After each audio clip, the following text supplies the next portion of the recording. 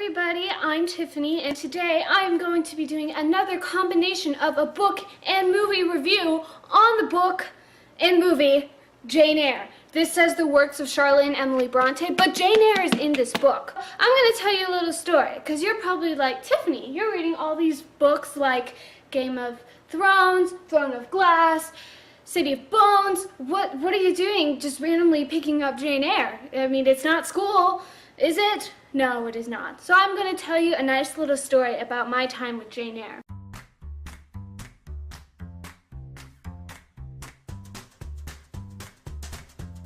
So when I was a sophomore year in high school, ever since then I've been interested in reading this book, and I've had it on my shelf forever. In my sophomore year of high school, my teacher had us read Wide Sargasso Sea, which is like a prequel to Jane Eyre.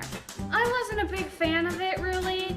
No, I didn't like that book at all, I'm sorry. Yeah, I was a little annoyed, a little bit, because I really wanted to read Jane Eyre. Not the teacher's fault, the teacher was awesome. But instead, he decided to show us the movie Jane Eyre. And that's really exciting for me, because it's like, oh my gosh, I want to see a movie. And it had Michael Fassbender in it, so I was pretty excited, okay? We started watching the movie, but he decided to skip around during the movie. And that is one of my biggest pet peeves. Like, we would be watching it and then he'd go, did we get to the fire yet? We'd say, no, because we just got spoiled about something that happened. He'd only skip to the most important parts of the movie. And me, being a movie buff, really wanted to see the movie from beginning to end. And I get it, we're in a classroom, we only have so much time. But still, I want to watch a full movie. Don't skip around on me, please. Do not skip around on me. I went home and I forced my parents to watch the movie Jane Eyre because it was on Netflix with me. And so ever since then, I've been interested in reading the book. I finally read the book and I was like, that's a perfect excuse to watch the movie with Michael Fassbender again and compare and contrast. I just thought you might want a little story time because, you know, who doesn't love story time, you know? Story time's awesome. For those of you who want like statistics and stuff like that, I'll give you IMDb and Goodreads. The IMDb, the movie, got a 7.4 out of 10 on IMDb, and Jane Eyre got a 4.09 on Goodreads. It has been nominated for an Oscar too, so the movie, in case you're wondering for that too. I'll give you a little synopsis about this for people who haven't read or watched the movie Jane Eyre. So Jane Eyre follows the girl, Jane Eyre. That's why it's called Jane Eyre. It pretty much goes through her entire life story from when she's a child, going to school, to eventually becoming a governess of Mr. Rochester. And romance ensues, basically. That's not a spoiler, that's like more than 50% of the book. I don't really want to say that much more for people who haven't read it, because there's a lot of stuff in there that's really important that you might consider spoilery. This movie has a bunch of different actors in it. It stars Michael Fassbender. Michael Fassbender is one of my favorite all-time actors, so seeing him in any movie makes me really happy. And he was Rochester. That was super exciting. There's Mia, I'm sorry, I'm gonna mispronounce this name. I'm really sorry, but you're really talented. It's Mia Wasikowska? Oh gosh, I butchered that. I'm sorry. She plays Jane Eyre. So sorry about the last name. And then there's also Judi Dench. She's won a bunch of stuff. She was M in 007. She's one of the maids, Mrs. Fairfax, or the housekeeper. Oh, I thought this is really funny. My Game of Thrones fans will really appreciate this, I think. So there's this guy in there named Harry Lloyd. He's a minor character in the movie, but Harry Lloyd was Viserys in Game of Thrones. Daenerys' brother. Guys, I was like freaking out because it was Viserys and I haven't seen him in forever. Viserys. In case, it's just fun facts for you. You probably don't actually care about that at all because I love Game of Thrones. So every time I see a Game of Thrones actor, I freak out a little bit. So it's basically all I can tell you really without spoiling anything for you. I'm going to compare and contrast the movie and the book a lot. So if you haven't read it or you haven't watched the movie and you don't want to be spoiled on the differences like me usually, then I suggest you do leave along with the other non-spoiler people who haven't even gone near Jane Eyre. Thank you for joining me, you non-spoilery people. I'm going to go ahead and jump into the spoilery section, so I suggest you leave now if you do not want to be spoiled. And if you don't leave now, well, that's your own fault because I warned you. Alright, goodbye non-spoilery people, goodbye! like I said, I watched the movie first and then read the book and then watched the movie again. I was really surprised on certain things that they did in the movie. I wasn't expecting them to do. Overall, the layout is very different. The movie starts out near the end of the book, actually. It starts with her running away from Thornfield Hall, which is weird because in the book that doesn't happen till way later. That was strange to me watching the movie back again, because I opened the book and was expecting that. Like, it would kind of do the same thing where it's flashbacks. But no, like, it automatically starts out in the book with her childhood and her being with the Reeds. So that doesn't happen in the movie. It starts with her running away. And I actually really liked how they did that because it left a little bit of mystery. You're wondering, why is she running away? What is she running away from? Why is she crying? The book itself, it was pretty good. There's a lot more in her childhood than there is in the movie, of course, because the whole point is to focus on the relationship between her and Rochester. The childhood part for some people I think can be a little bit hard to get through. I can see it because you kind of want her to meet Rochester already. You want her to experience this love that you are waiting for her to have. For me though, it was interesting just because the childhood is where I found a lot of new stuff that wasn't in the movies. So it's refreshing when you see something new that doesn't take place in a movie or anything like that. And I didn't mind them skipping around her childhood that much. They got the main points across. They got that Mrs. Reed was a horrible, horrible mother. She's 10 times more irritating in this book. The only thing that really bugged me though is I feel like the movie did miss a point with the Lowood School. In the movie, watching it, I was ready in this book for this school to be absolutely miserable for her and for Jane to hate it.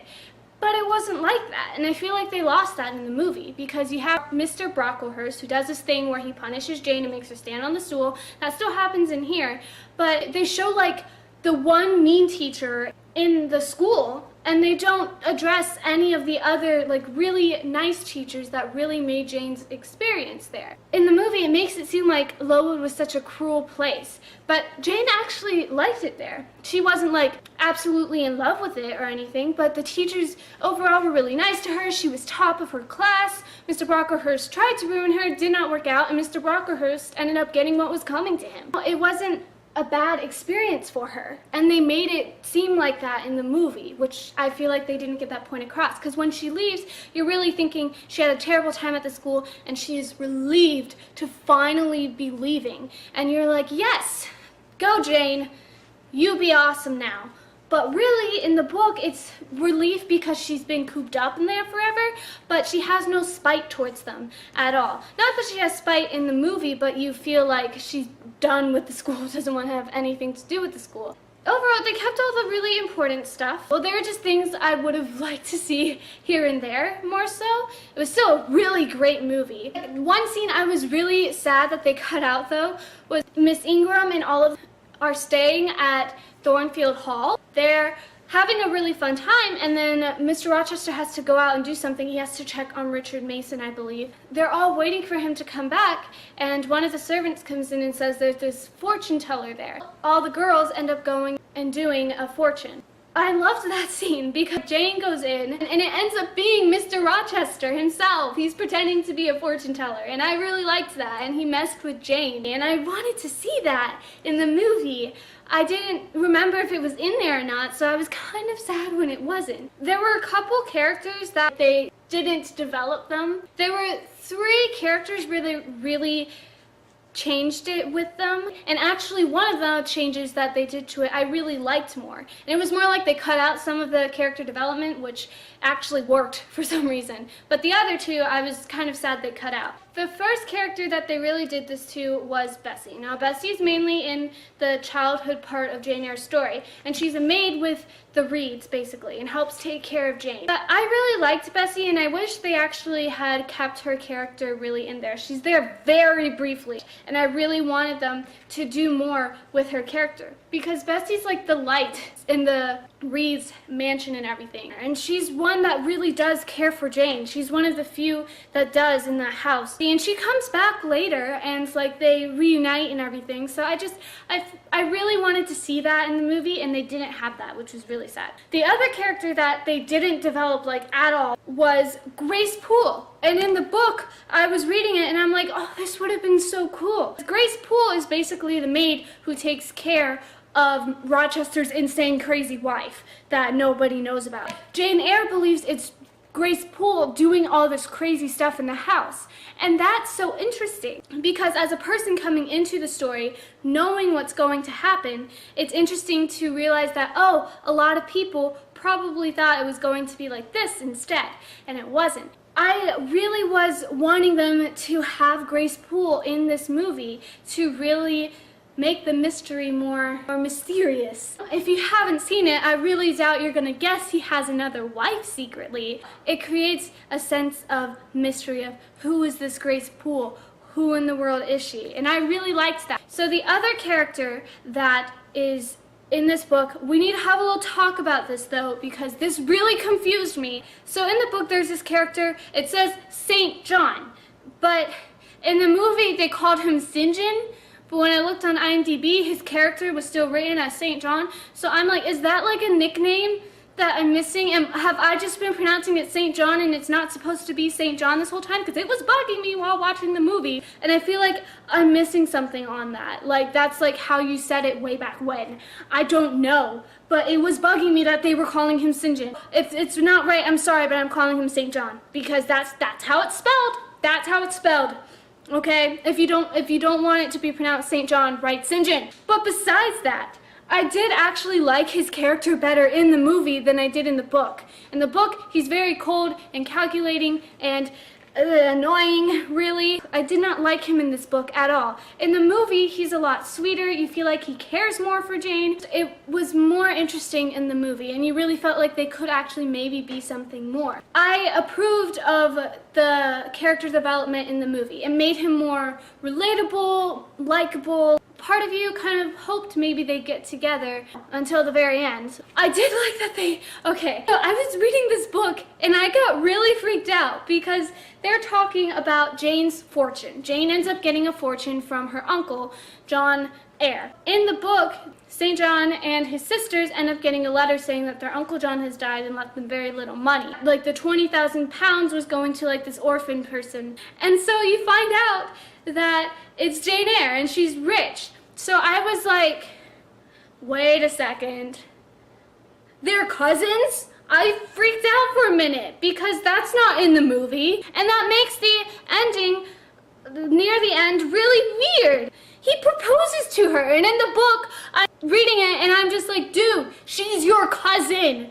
This is just weird. I get that you don't love her, and it's more like, this is my duty. I feel like I have to marry this girl, but she is your cousin. I don't need incest. I get enough of that in Game of Thrones, okay? I don't need it in Jane Eyre out of all the books, okay? In the movie, they take that out. She gets the fortune, but they never say anything about them being related, which I liked. She does say in the movie that she wants to be treated like a sister like she does in the book, but they're not actually related. And I get it. It's a different time. People probably married cousins all the time. How do I know? Another thing that I really liked actually more in the movie was how they developed the relationship between Rochester and Jane Eyre. In the book, it's still developed. It made me go through these weird mood stuff. From the beginning, when she meets Rochester, you're like, fall in love, fall in love, fall in love, fall in love. Come on, Jane, you're so stupid. He completely likes you. Figure it out already. And then she finally does, and they're together, and then it was awkward. A little bit. You knew what was going to happen, so then I was like, Jane, break up, Jane, break up, Jane, break up, because he's gonna screw you, because he has a wife that you have no idea about. Characters need to listen to me more, man, and save them a whole lot of trouble. It was weird, because I went from get together to this is awkward. I don't know, I just didn't like their relationship as much in the book, because she's playing more hard to get, and I get that, and that's a good thing. But he like dotes on her and tries to give her a bunch of gifts, and that's a little awkward because she's not accepting them, and I don't know. When you give them too much gifts, it's a little No. But in the movie, they don't show that at all. They don't show him trying to dote upon her. She does play hard to get, but the moments you see right before like everything goes crazy and bad, it's really sweet. And you're like, oh, you had to be the one with the crazy wife, man. Overall, I really did like this book a lot. I really liked the movie still. It was interesting how they did everything. That's really all I have to say. I'm probably going to be reading Wuthering Heights next because that's next in this book. I don't know if it's going to be just a book one or a book and a movie one yet. Thank you for joining me today. I hope you enjoyed this. If you haven't read Jane Eyre, go read Jane Eyre. It's nice. It's not a hard read or anything like that. And it's good. If you need a romance that's a little bit frustrating, then you can totally read this and it'd be right up your alley. The movie is fantastic. Michael Fassbender, amazing. All the other people, Mia, who I can't pronounce her last name, so sorry. Go check them out. Give it a chance. I know it's a classic, and some people are like, classics. I get you a little bit, but it's good. Give it a shot. I should get going. Thank you so much for everything. Thank you for joining me today. If you have any more book or movie recommendations, please leave them in the comments below. I'll check them out. I'll watch them. I'll read them, and then I'll review them for you. Thank you so much for joining me today. Have a wonderful, fantastic, wonderful, wonderful day, and be awesome. All right, bye.